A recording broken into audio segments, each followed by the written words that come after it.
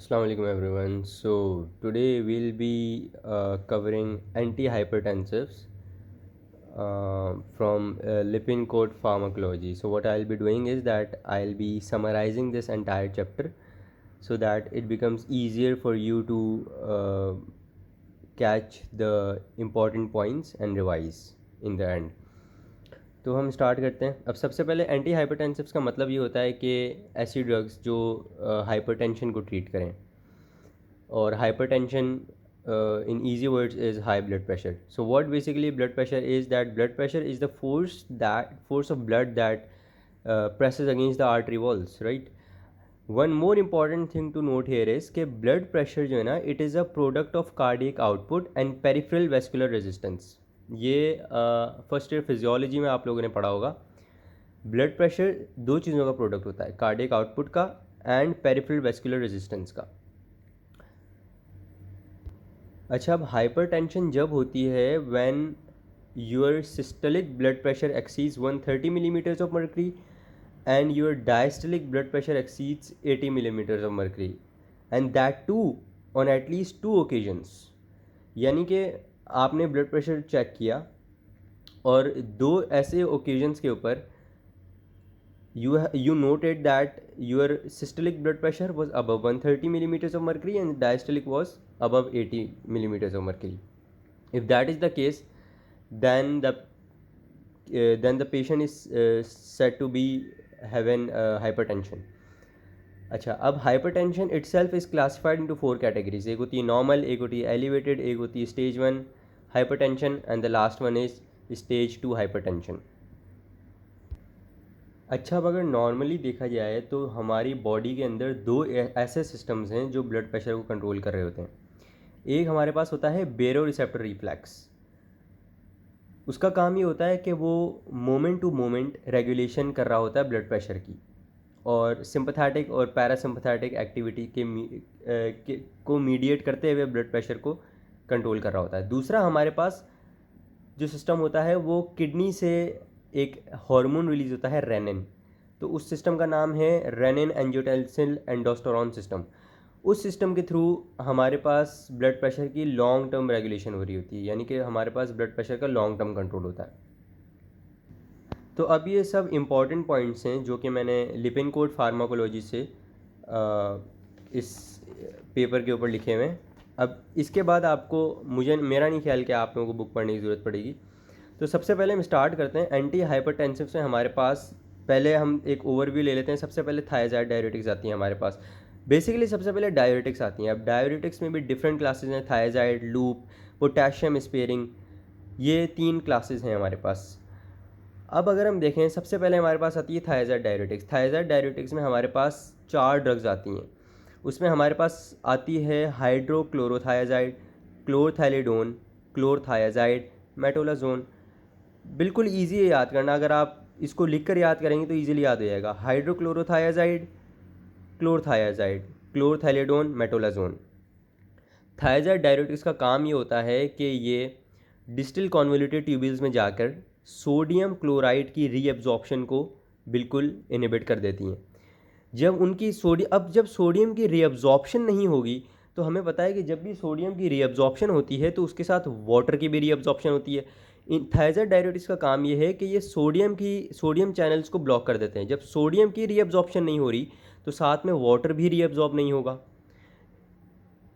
तो सोडियम और वाटर दोनों की रीअब्जॉर्प्शन इनहिबिट करेगा और जो आपका ब्लड वॉल्यूम है उसको कम कर देगा। जब आपका ब्लड वॉल्यूम कम होगा, आपका वीनस रिटर्न कम हो जाएगा। वीनस रिटर्न कम होगा, कार्डियक आउटपुट कम हो जाएगा। और मैंने आपको बताया था कि जो ब्लड प्रेशर होता है वो प्रोडक्ट होता है कार्डियक आउटपुट का और पेरिफेरल वेस्कुलर रेजिस्टेंस का। तो जब कार्डियक आउटपुट कम हो जाएगी तो हमारे पास ब्लड प्रेशर भी कम हो जाएगा।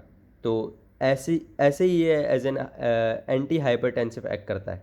मेन जो चीज़ इसकी याद करने की है वो ये है कि it increases sodium and water excretion by inhibiting sodium channels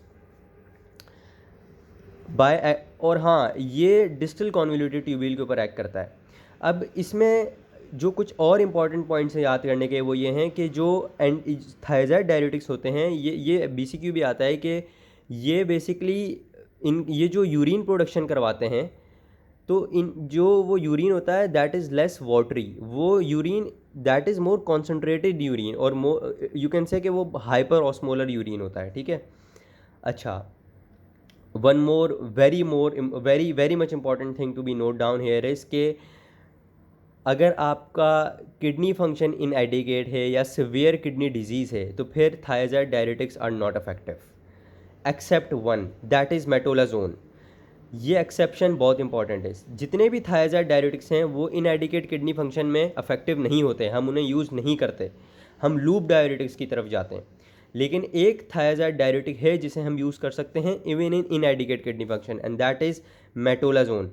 last but not least, thiazide diuretics जो होते हैं ये यूरिन के कैल्शियम कंटेंट को कम कर देते हैं, यानी यूरिन में से कैल्शियम की रीएब्जॉर्प्शन को प्रोमोट करते हैं, तो जो यूरिन के अंदर कैल्शियम कंटेंट है उसको डिक्रीज़ कर देते हैं।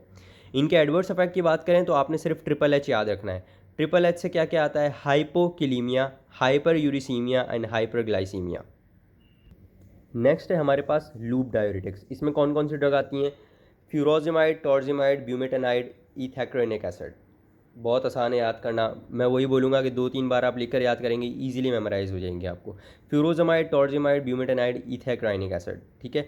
अच्छा, अब ये जो लूप डायरेटिक्स होते हैं ना, they are the most potent diuretics. इससे क्या मुराद है? इसका मतलब ये है कि एक तो जो आप अगर तो थायराइड डायरेटिक्स हमारे पास इनएडिक्वेट किडनी फंक्शन में काम नहीं कर रहे थे, यानी they are not effective just except one which was metolazone. Loop diuretics हमारे पास अगर किडनी इम्पेयरमेंट है, यानी किडनी इनएडिक्वेट किडनी फंक्शन है, उसमें भी ये हमारे पास जो है वो अफेक्टिव होते हैं। इनका भी मैकेनिज्म ऑफ एक्शन तो सेम ही है कि सोडियम और क्लोराइड की रीअब्जॉर्प्शन को ब्लॉक करते हैं, जिसकी वजह से कि वाटर की रीअब्जॉर्प्शन भी नहीं होती। और one more point to be noted here है कि लूप डायरेटिक्स कंपैरेटिवली बहुत वाटरी यूरिन की प्रोडक्शन करवाते हैं, इसीलिए मैंने पोटेंट डायरेटिक्स कहते हैं, बिकॉज एक तो बहुत वाटरी यूरिन की प्रोडक्शन करवा रहे हैं, दूसरा ये इम्पेयर्ड किडनी फंक्शन में भी काम करते हैं।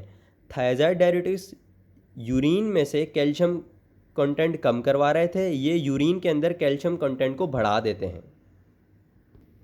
Third we have potassium sparing diuretics. As the name suggests, sparing मतलब छोड़ना, ठीक है, लीव, एक्स्ट्रा। अब पोटेशियम स्पेयरिंग डायरेटिक्स का जो मेन काम होता है वो ये होता है कि बेसिकली हम इन्हें थायराइड या लूप डायरेटिक्स के साथ यूज़ करते हैं, क्योंकि थायराइड और लूप डायरेटिक्स में पोटेशियम लॉस बहुत ज़्यादा हो रहा होता है। हम नहीं चाहते कि पोटेशियम बहुत ज़्यादा लॉस हो, बिकॉज पोटेशियम अगर ज़्यादा लॉस होगा तो इंसुलिन जो है वो रिलीज़ नहीं होगी और हाइपरग्लाइसीमिया हो सकता है उसकी वजह से ज़्यादा। तो हम क्या करते हैं कि मोस्ट ऑफन हम इन दोनों डायरेटिक्स यानी थायराइड और लूप डायरेटिक्स के साथ पोटेशियम स्पेयरिंग डायरेटिक्स यूज़ करते हैं ताकि पोटेशियम लॉस कम हो, बिकॉज इनका जो फंक्शन है that is to prevent the loss of potassium in the urine, ठीक है। अच्छा, अब इसमें फर्दर 2 क्लासेस आती हैं पोटेशियम डायरेटिक्स में भी। एक होते हैं एपिथेलियल पोटेशियम चैनल ब्लॉकर्स, दूसरे होते हैं हमारे पास एल्डोस्टेरॉन एंटागनिस्ट्स। जो एपिथेलियल पोटेशियम चैनल ब्लॉकर्स हैं, sorry epithelial sodium channel blockers हैं, वो हैं हमारे पास एमिलोराइड एंड ट्राइएम्पटेरिन। ये तो जो नॉर्मली बाकी दो की तरह सोडियम को ब्लॉक करते हैं, ठीक है, और पोटेशियम का तो लॉस प्रिवेंट करेंगे। जो लास्ट दो हैं हमारे पास स्पिरोनोलैक्टोन और ईप्लेरिनोन, ये एल्डोस्टेरॉन एंटागनिस्ट होते हैं, ठीक है ना। अब क्योंकि ये एल्डोस्टेरॉन एंटागनिस्ट हैं तो हमारे पास क्या होता है कि एल्डोस्टेरॉन जो है वो सोडियम और वाटर के रीअब्जॉर्प्शन को फेवर करता है। तो जब ये एल्डोस्टेरॉन के रिसेप्टर्स पर जाकर बाइंड कर जाएंगे और एज एन एंटागनिस्ट एक्ट करेंगे तो एल्डोस्टेरॉन अपने रिसेप्टर्स के ऊपर एक्ट नहीं कर सकेगा, जिसकी वजह से सोडियम और वाटर की रीअब्जॉर्प्शन कम हो जाएगी and again watery urine produce होगा। इनका एक और काम ये है जो कि बहुत इंपॉर्टेंट है कि ये जो स्पेशली स्पिरोनोलैक्टोन है, इसका फंक्शन ये होता है कि ये एंड्रोजन रिसेप्टर्स के ऊपर जाकर भी एक्ट करता है और वहाँ पर भी एज एन एंटागनिस्ट एक्ट करता है। जब एंड्रोजन रिसेप्टर्स के ऊपर जाकर एक्ट करता है तो ये जैसे कि अब एंड्रोजन्स होते हैं, फॉर एग्जांपल टेस्टोस्टेरोन हो गया हमारे पास, फॉर एग्जांपल प्रोजेस्टेरोन हो गया, तो वो एंड्रोजन रिसेप्टर्स के ऊपर जाकर अपना फंक्शन नहीं परफॉर्म कर सकते, जिसकी वजह से हम लोगों के पास इसके साइड इफ़ेक्ट्स आते हैं, एडवर्स इफेक्ट्स आते हैं, जो कि मेल्स में होते हैं गायनोकोमेस्टिया और फीमेल्स में होते हैं मेंस्ट्रुअल ब्लीडिंग रिलेटेड इफ़ेक्ट्स, ठीक है। और उसके अलावा हमारे पास जो अब एल्डोस्टेरोन जो होता है, हमें ये बात भी पता है कि उसका एक फंक्शन ये भी होता है कि वो हार्ट फेलियर के अंदर कार्डियक रीमॉडलिंग कॉज करवाता है। तो अगर हम एल्डोस्टेरोन एंटागनिस्ट देते हैं तो हम इसका ये भी फ़ायदा है कि अगर आपको हार्ट फेलियर है तो उसमें कार्डियक रीमॉडलिंग को ये प्रिवेंट करेगा। Fourth we have beta blockers. Beta blockers का जो मेन फंक्शन होता है ना, हम प्राइमरीली इसे यूज़ करते हैं not just for hypertension but for hypertension with other concomitant heart disease. इसका मतलब ये है कि आपको हाइपरटेंशन भी है और दूसरी हार्ट डिजीज़ भी हैं। तो अगर ऐसा कुछ केस है, अब ये सिनेरियो बन के आ सकता है कि कोई भी आपको पेशेंट दे देंगे, उसमें उसको लिखा हुआ होगा कि हाइपरटेंशन है, उसके साथ उसे कोई भी जो है वो कॉन्कॉमिटेंट हार्ट डिजीज़ है या कोई भी ऐसी हार्ट कंडीशन है हाइपरटेंशन के साथ, तो उसमें हम हमेशा बीटा ब्लॉकर्स प्रेफर करते हैं। अब ये सारे बीटा ब्लॉकर्स लिखे हुए हैं, इसमें एक बीटा ब्लॉकर्स ऐसा है जिसका नाम है नेबिवोलॉल। ये नाइट्रिक ऑक्साइड भी प्रोड्यूस करता है और नाइट्रिक ऑक्साइड वेजो डायलेशन करवाती है। तो अगेन हाइपरटेंशन में एक एंटी हाइपरटेंसिव के तौर के ऊपर एक्ट कर सकती है ये। उसके बाद सबसे इम्पॉर्टेंट जो इस चैप्टर में जो मेरा फेवरेट है वो है एस इनहिबिटर्स। एस इनहिबिटर्स क्या होते हैं? हमारे पास एक एंजाइम होता है एंजियोटेंसिन कन्वर्टिंग एंजाइम। वो एंजाइम क्या करता है, एंजियोटेंसिन 1 को एंजियोटेंसिन 2 में कन्वर्ट कर देता है। और एंजियोटेंसिन 2 हमें पता है कि एक बहुत ही स्ट्रॉन्ग यानी कि बहुत पोटेंट वेजो कंस्ट्रक्टर है। अगर वो रिलीज़ होता है और वो वेस्कुलर स्मूथ मसल्स के ऊपर जाकर एक्ट करता है तो वो बहुत ज़्यादा वेजो स्पैज़म यानी कि वेजो कंस्ट्रक्शन करवाता है, जो कि हाइपरटेंशन करवा देती है। तो एस अगर हम इस एंजाइम को इनहिबिट कर दें तो एंजियोटेंसिन 1 एंजियोटेंसिन 2 में कन्वर्ट नहीं होगा। जब एंजियोटेंसिन 2 ही नहीं बनेगा तो वेजो कंस्ट्रक्शन होगी ही नहीं। दूसरा इसका एक और फंक्शन ये है कि ये ब्रैडिकाइनिन के लेवल को बढ़ा देता है। बेसिकली इसके दो फंक्शन हैं, एक तो एंजियोटेंसिन कन्वर्टिंग एंजाइम को ब्लॉक करता है, दूसरा ब्रैडिकाइनिन के लेवल को बढ़ा देता है। ब्रैडिकाइनिन के लेवल बढ़ने की वजह से nitric oxide and prostacyclin produce होते हैं। ये दोनों जो हैं नाइट्रिक ऑक्साइड और प्रोस्टासाइक्लिन, ये वेजो डायलेशन कॉज करवाते हैं। तो अगेन एंटी हाइपरटेंसिव इफेक्ट आ गया। कैसे? एक तो एंजियोटेंसिन 2 नहीं बन रहा जो कि पोटेंट वेजो कंस्ट्रक्टर है, जब वो नहीं बन रहा तो वेजो डायलेशन ही होगी ना। दूसरा ये ब्रैडिकाइनिन के लेवल को बढ़ा देता है जिससे नाइट्रिक ऑक्साइड और प्रोस्टासाइक्लिन की प्रोडक्शन बढ़ जाती है, जो कि खुद भी वेजो डायलेशन कॉज करवाते हैं। अच्छा, अब और जो इसके इंपॉर्टेंट फंक्शन है ना, कि जो उसमें इंपॉर्टेंट लाइंस लिखी हुई हैं, ये एल्ब्यूमिन यूरिया को डिक्रीज़ करता है, ये इंट्राग्लोमेरुलर प्रेशर को डिक्रीज़ करता है, सिस्टोलिक डिस्फंक्शन में it is the main stay drug, और ये डायूरिसिस के थ्रू ब्लड प्रेशर को डिक्रीज़ नहीं करता। जो हमारे पास डायूरेटिक्स हैं, थायाजाइड हो गए, लूप हो गए, पोटेशियम स्पेयरिंग हो गए, ये डायूरिसिस के थ्रू ब्लड वॉल्यूम को कम करके ब्लड प्रेशर कम करवाते हैं। जबकि जो एस इनहिबिटर है ये पेरिफेरल वेस्कुलर रेजिस्टेंस को कम करता है और वेजो डायलेशन करवाता है, जिसके थ्रू ये ब्लड प्रेशर को कम करवाता है। अब इसमें कौन सी ड्रग्स आ जाती हैं? इसमें जितनी भी ड्रग्स हैं ना, उनके एंड में प्रिल आ रहा है। For example captopril, enalapril, lisinopril, fosinopril, enalaprilat. अब इनके बारे में आपने याद रखना है कि जो कैप्टोप्रिल और लाइजिनोप्रिल है, ये दोनों सिर्फ दो ड्रग्स हैं जो अगर किसी को हिपैटिक इम्पेयरमेंट है आप उनको भी दे सकते हो, ठीक है ना, बिकॉज ये ऑलरेडी एक्टिव फॉर्म के अंदर होती हैं। जब आप इन्हें ओरली इंजेस्ट करते हो तो ये एक्टिव फॉर्म के अंदर होती हैं। लिवर को ज़रूरत नहीं है कि इन्हें बॉडी में जाकर जो है लिवर इन्हें कन्वर्ट करे एक्टिव फॉर्म में, नहीं, ये ऑलरेडी एक्टिव फॉर्म के अंदर होती हैं। तो हिपैटिक इम्पेयरमेंट में आप ये दो एस इनहिबिटर्स स्पेशली यूज़ कर सकते हो। उसके बाद इनैलेप्रिलेट वाहिद एस इनहिबिटर है जो कि इंट्रावीनसली अवेलेबल होती है। उसके बाद फॉजिनोप्रिल जो है ये वाहिद one and only ACE inhibitor that is not eliminated by kidneys. Captopril जो है ना, इसकी एक और पॉइंट ये लिखा हुआ है कि अगर आप इसको फूड के साथ लेते हो ना तो फूड की एब्जॉर्प्शन इसकी जो इसका अफेक्ट है उसको अफेक्ट कर सकती है, ठीक है, इसका अफेक्ट कम हो सकता है उससे। इसका जो सबसे कॉमन एडवर्स इफेक्ट है वो हमारे पास आता है ड्राई कफ और एंजियोइडीमा। यहाँ पर मैंने एंजियोइडीमा मेंशन नहीं किया हुआ, बट एंजियोइडीमा जो है ना वो क्योंकि ये ब्रैडिकाइनिन के लेवल को इंक्रीज़ करवाता है। ब्रैडिकाइनिन के लेवल इंक्रीज़ होने की वजह से एस इनहिबिटर्स एंजियोइडीमा कॉज करवाते हैं। उसके बाद ड्राई कफ भी इनका बहुत इंपॉर्टेंट है, स्किन रैश हो गया, और ये टेट्राटोजेनिक है यानी कि it is contraindicated in pregnancy. अच्छा, अब एस इनहिबिटर्स क्या करते हैं? एंजियोटेंसिन एंजाइम कन्वर्टिंग एंजाइम को इनहिबिट कर रहे थे। अब हमारे पास एंजियोटेंसिन रिसेप्टर्स भी होते हैं। एंजियोटेंसिन ज़ाहिर है एंजियोटेंसिन 2 जो है वो एक वेजोकंस्ट्रिक्टर है, तो जिन रिसेप्टर्स के ऊपर वो जाकर बाइंड करता है, अगर हम उन रिसेप्टर्स को इनहिबिट कर दें, उन रिसेप्टर्स को ब्लॉक कर दें, तो अगेन हमें एक एंटी हाइपरटेंसिव इफेक्ट मिलेगा। तो एंजियोटेंसिन 2 रिसेप्टर ब्लॉकर, जिन्हें हम ARBs भी कहते हैं, ये क्या करते हैं, एंजियोटेंसिन 2 के रिसेप्टर्स को जाकर ब्लॉक करते हैं। लेकिन एस इनहिबिटर्स और एंजियोटेंसिन 2 रिसेप्टर ब्लॉकर्स में मेन डिफरेंस ये है, एस इनहिबिटर्स ब्रेडिकाइनिन के लेवल को बढ़ा रहा था, जबकि जो एंजियोटेंसिन 2 रिसेप्टर ब्लॉकर हैं ये ब्रेडिकाइनिन के लेवल को बढ़ाते नहीं हैं, सिर्फ और सिर्फ ये एंजियोटेंसिन 2 के रिसेप्टर्स को जाकर ब्लॉक कर देते हैं।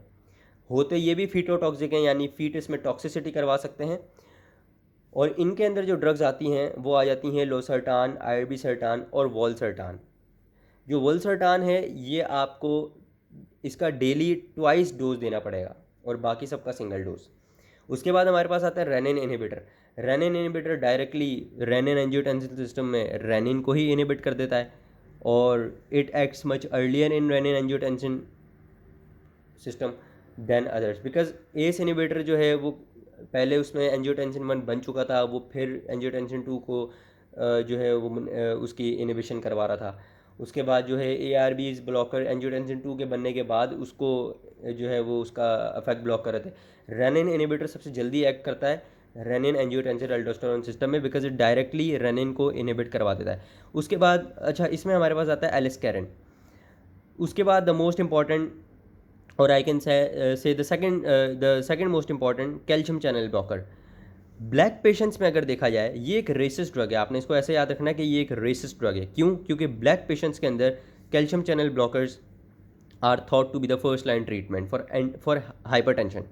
अब इसमें फर्दर 3 क्लासेस आ जाती हैं। एक आती है डाइफिनाइल अल्काइलामाइंस, जिसमें हमारे पास वेरापामिल आ जाती है। बेंजोथायाजेपिन्स, इसको बेंजोडायजेपिन से कंफ्यूज ना करना, ये बेंजोथायाजेपिन्स है, इसमें डिल्टाइजैम, डाईहाइड्रोपिरिडीन्स। अब ये सब क्रैमिंग है, ये सब रट्टाफिकेशन है, टू बी वेरी ऑनेस्ट। ये आपको लिख लिख के याद करनी पड़ेंगे ड्रग्स, इनका और कोई हल नहीं है, ठीक है। अब इसमें ये 3 क्लासेस आ गई, ये you have to memorize all these drugs. इसमें एक इंपॉर्टेंट पॉइंट ये है कि जो डाईहाइड्रोपिरिडीन्स हैं they can cause gingival hyperplasia.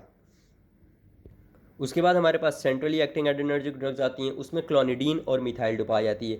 इन दोनों का एक ही फंक्शन है, ये अल्फा 2 रिसेप्टर्स जो होते हैं उनके ऊपर जाकर एक्ट करती है एज एन एगेनिस्ट, जिसकी वजह से सिंपैथेटिक एक्टिविटी को ब्लॉक करेगी। जब सिंपैथेटिक एक्टिविटी ब्लॉक होगी तो ऑब्वियस सी बात है कि जो हमारा हाइपरटेंशन है वो इफेक्ट जो है वो नहीं रहेगा, यानी कि as an anti hypertensive act करेंगी। क्लोनिडीन जो है हमारे पास ट्रांसडर्मल पैच में भी अवेलेबल होती है। उसके अलावा जो मिथाइल डोपा का एक इंपॉर्टेंट पॉइंट ये है कि ये जब हम इंजेस्ट करते हैं तो ये पहले बॉडी के अंदर जाके मिथाइल नॉरएपिनेफ्रिन में कन्वर्ट होती है, उसके बाद ये अपना इफेक्ट जो है वो शो करती है। प्रेगनेंसी में भी हम इसे यूज़ कर सकते हैं। Then we have alpha beta blocking agents. इसमें हमारे पास 2 ड्रग्स आती हैं, लेबिटालॉल और कार्वेडिलॉल।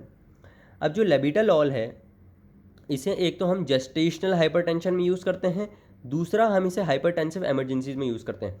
अब ये सिनेरियो आ सकता है, आपको कह सकते हैं कि भाई एक पेशेंट है जो कि OPD में आया है और उसका systolic blood pressure is greater than 180 millimetres of mercury and diastolic greater than 120। ये बहुत ज़्यादा है। अब आपने ये वैल्यूज़ याद रखनी है। जैसे ही उन्होंने ये कहना है आपने फ़ौरन डायग्नोस कर लेना है ये हाइपरटेंसिव इमरजेंसी का केस है। और जब हाइपरटेंसिव इमरजेंसी का केस हो तो आप कौन सी ड्रग देनी है आपने? Labetalol. Systolic blood pressure greater than 180, diastolic greater than 120, you have to be very quick to be diagnosed as an hypertensive emergency and you have to administer labetalol. Last one is vasodilators. ये जाकर directly smooth muscles के ऊपर act करते हैं, उनको relax करवाते हैं, उनकी रिलैक्सेशन करवाते हैं, उनकी वेजोडाइलेशन करवाते हैं। इसमें हमारे पास फर्दर 2 ड्रग्स आती हैं, हाइड्रोलाजीन और मिनॉक्सिडिल। अब हाइड्रोलाजीन जो है ये यूज़ होती है प्रेगनेंसी में, और ये इसका एक एडवर्स इफेक्ट ये है कि it cause lupus like syndrome. अगर हम इसे इसका हाई डोज दें तो ये ल्यूपस लाइक सिंड्रोम करवा सकती है, और इसे हम प्रेगनेंसी में यूज़ करते हैं। उसके अलावा इस क्लास में हमारे पास आती है minoxidil. Minoxidil as an vasodilator भी यूज़ होती है। उसके साथ साथ इसका एक एडवर्स इफेक्ट ये है कि it causes hypertrichosis which is growth of body hair. So that was all about antihypertensives. I'll also attach a Google Drive link that has the picture of these notes so that it becomes easier for you to revise. Thank you.